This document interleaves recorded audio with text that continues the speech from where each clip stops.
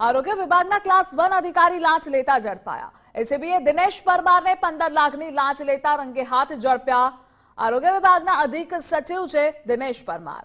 સરકારી dental college અસારવાના નિવૃત્ત ડીનની પણ ધરપકડ। નિવૃત્ત ડીન ગિરીશ પરમારે ફરિયાદી પાસેથી 30 લાખની લાંચ માંગી હતી। 15 લાખ રૂપિયા એડવાન્સ માંગ્યા હતા। બોગસ મેડિકલ પ્રેક્ટિસ બાબતે ખંડણીની માંગ કરી હતી। દિનેશ પરમારે મીટિંગ માટે ગાંધીનગર બોલાવ્યા હતા। એસીબીએ દિનેશ પરમારને 15 લાખની લાંચ લેતા રંગે હાથ ઝડપ્યા છે।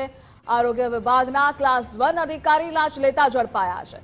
આરોગ્ય વિભાગના અધિક સચિવ છે દિનેશ પરમાર, જે લાંચ લેતા રંગે હાથ ઝડપાયા છે। અને આ મુદ્દે સંવાદદાતા રાહુલ જોડાયેલા છે। રાહુલ, આરોગ્ય વિભાગના ક્લાસ 1 અધિકારી લાંચ લેતા ઝડપાયા।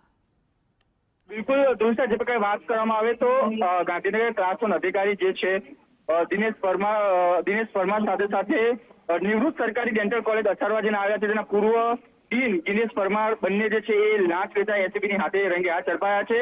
જો વાત કરવામાં આવે તો એક જે ફરિયાદી છે તેને મેડિકલ પ્રેક્ટિસ માટે જે છે એ અરજી કરી હતી, જેમાં પહેલી મિટિંગ જે છે ગાંધીનગર દિનેશ પરમાર સાથે જે છે કરવામાં આવી હતી।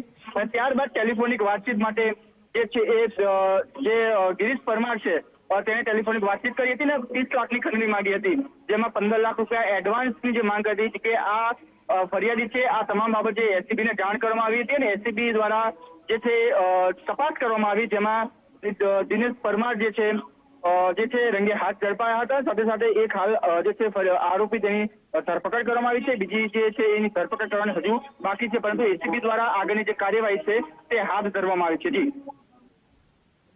જી રાહુલ, જોડાવા બદલ આભાર આપનો।